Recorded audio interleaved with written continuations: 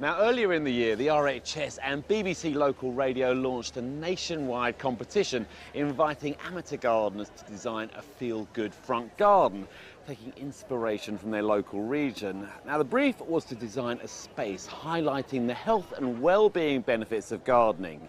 There were over 100 entries in total, and out of those, 4 gardens were chosen to be built here at Hampton. Adam Frost has been checking them out.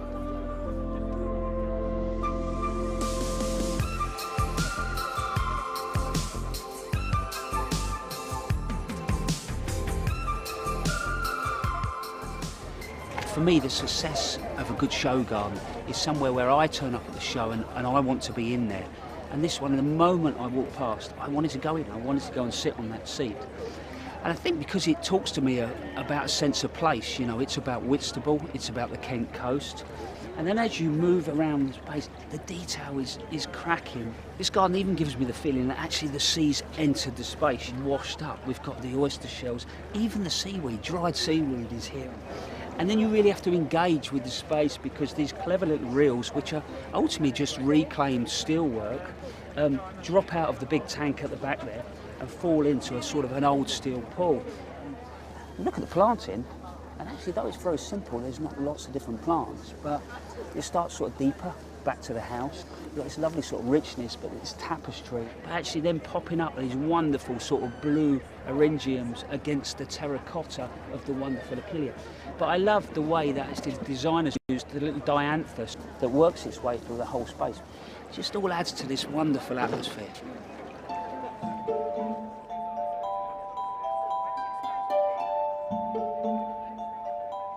This garden really celebrates sort of our Victorian past and SS Great Britain and Brunel, the designer in particular, and the details within this garden are actually quite clever.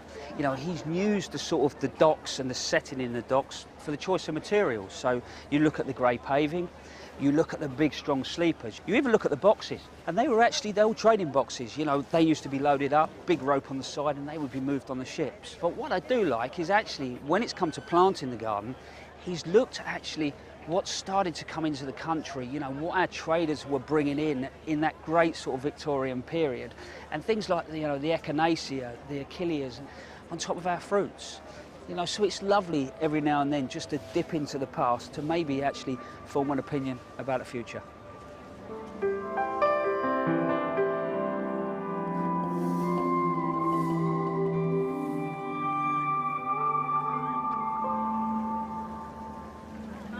You know, this really reminds me of my nan and actually the times that she spent in her front garden chatting to her neighbours.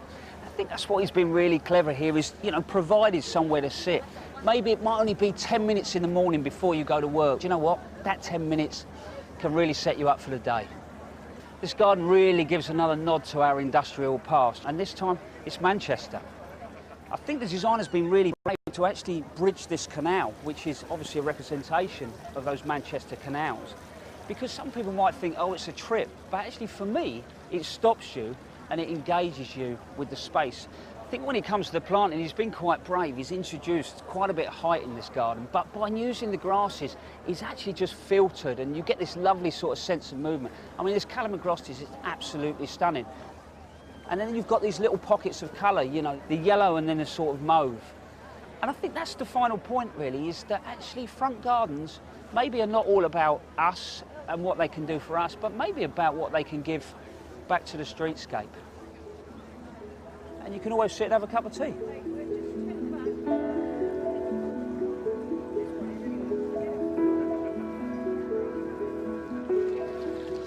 I really love these big old Dixonia ferns, they're fantastic, and I love that idea of coming from dark into light. But what I really love about this garden is the celebration of Cornwall, but not just Cornwall as a whole. It celebrates the tin mines, and you imagine being down in the mines all day long, and the big Dixonia there, imagine those being the struts that hold up the mine, and then coming out into a big, bright, beautiful garden. I really love the colour of this sort of euphorbia, which can be slightly tender, but a beautiful sort of structural plant. But then you've got things like the agapanthus, and I love the way the colour of the agapanthus works with the canna lilies. Do you know what? This garden really puts a smile on your face.